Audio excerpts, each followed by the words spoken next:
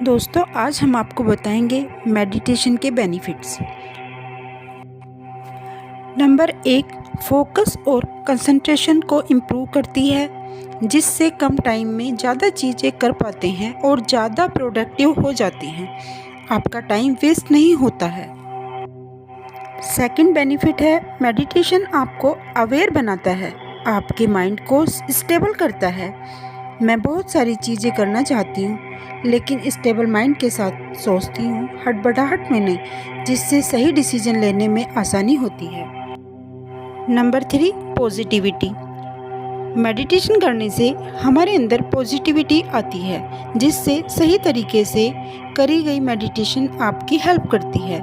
Life में कुछ बड़ा सोचने में मेडिटेशन हैप्पी हार्मोन्स रिलीज़ करती है, जैसे सेरोटोनिन, एंडोर्फिन को बढ़ाती है और बैड केमिकल्स को निकालती है। फोर्थ है, मेडिटेशन हमारे माइंड को काम बनाता है। हम सोचते हैं गाड़ी होगी तब हम खुश होंगे, पैसा आएगा तब हम खुश होंगे।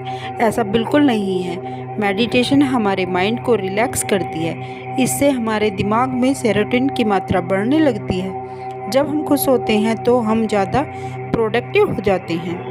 गोल्स को एक्टिव करके खुश होने की जगह गोल्स को एक्टिव करते हुए खुश होना चाहिए।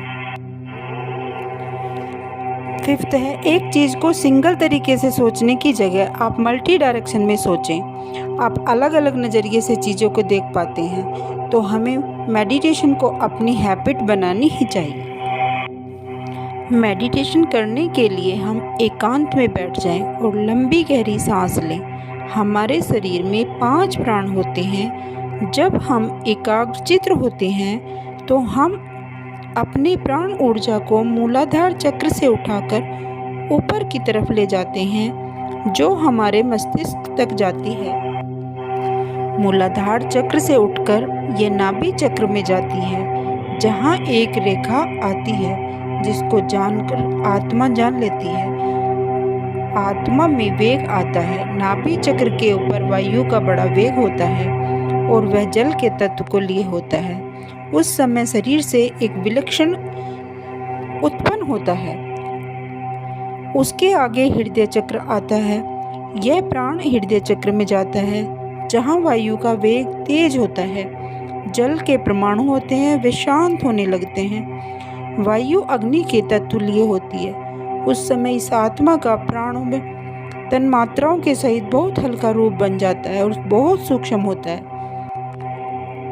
आगे चलकर यह कंठ में जाता है। उसमें वायु का वेग बहुत सूक्ष्म होता है। आत्मा वहाँ भ्रमण करने लगती है और शांत महसूस करती है। उसके आगे चलकर आत्मा कानों के चक्र में जाता है, जहाँ तो ऐसे स्थान में आ गया है जहाँ चंद्रमा अपनी कांति दे रहा है। यहाँ आकर ऐसा अनुभव होता है कि यह चंद्रमा और सूर्य के मध्य में परिक्रमा कर रहा है। चारों तरफ प्रकाश ही प्रकाश हो रहा है। एक हमें ज्योति दिखाई पड़ती है। इसके पश्चात आत्मा त्रिवेणी स्थान में पहुंचता है, जहां ऐसा प्रतीत होता है पृथ्वी, चंद्रमा और सूर्य की संधि हो रही है, मिलन हो रहा है। एक शांत वातावरण दिखता है। आगे चलकर यह आत्मा हमारे मस्तिष्क में ब्रह्मरंध्र तक पहुंचता है और बहुत ही सूक्ष्म बन जाता है। इस आत्मा को वहाँ महान प्रकाश मिलता है। एक अपने में आनंद अनुभव हो जाता है। वह परमात्मा की महान सृष्टि को जानने वाला बन जाता है। इसके पश्चात आत्मा का सूक्ष्म रूप बन करके यह महान आत्मा निर्लेप होकर परमात्मा के दर्शन कर लेता है। जब योगी इस तरह परमात्मा की महानता को जानता है तो स्थूल शरीर को जब इच्छा हुई त्यागा, लोक लोकांतर में आत्मा रमण करता है। प्रभु के दर्शन होते हैं। मन रिलैक्स होने लगता है, रिलैक्स होने लगता है, रिलैक्स होने लगता है। इसके आगे जब योगी ब्रह्मरंध्र में अपनी गति को ले जाता है तो अग्नि का आश्रय लेता है। अग्नि नाम भौतिक अग्नि का नहीं, मानो कि आंतरिक अग्नि जो ज्योति जलती है, प्रकाश जलता है।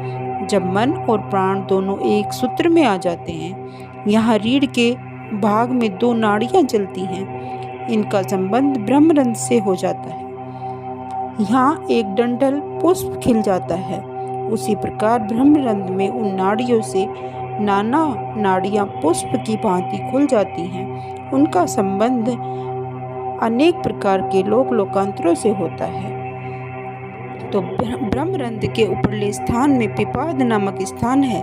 उसमें बहुत सूक्ष्मता है, बहुत से परमाणु होते हैं। घृतम जो स्थान है उसमें ब्रह्मरंध्र में प्राण और मन के प्रभाव से जब पंखुड़ी गति करने लगती हैं तो आरंभ करती हैं, तो पंखुड़ियों के साथ ही वहाँ पिपाद स्थल है, उसमें से जो परमाणु आने आरंभ होते हैं। फिर जो आनंद मिलता है उस आनंद को कहा नहीं जा सकता।